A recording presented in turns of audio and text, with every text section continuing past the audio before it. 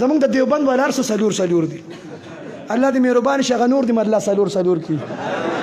تبلیغ کې میاشت چې څلور آسماني کتابونه سره ما په تخبه کې بیان کو. مولانا قاسم صاحب جمعیت علماء اسلام امیر ضلع مردان، مولانا قاسم شیخ الحدیث صاحب د شیرګړ دارالعلوم محتمم صاحب ناستو. ما چې امامان څلور مسلکونه مذهبونه او داس کې فرض د پیغمبر یاران تبلیغ کې میاشت چې څلور یو کاکا پاسید اپ کې ما ته مفتی صاحب دام پکې وایه کنه چې ودونم څلور.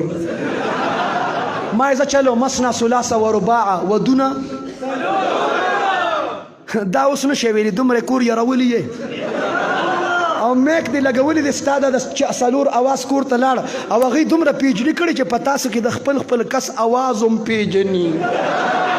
ته ویلی نشي، خو زه بیا به ورسره کور ګورو، بیا به کور ګورو. خو هغوی چې ته کور ته راشې تا ته به چې زه مفتي صاحب خو هسې مېلمونه تا څنګه وي چې څلور وایه حق یار.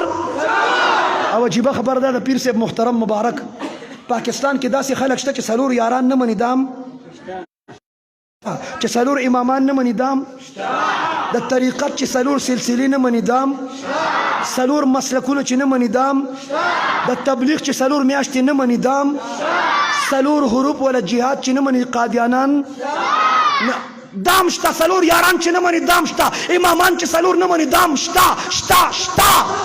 خو ما اوسه پورې پاکستان کې د څلورو ودونو منکر پیدا نه کړ.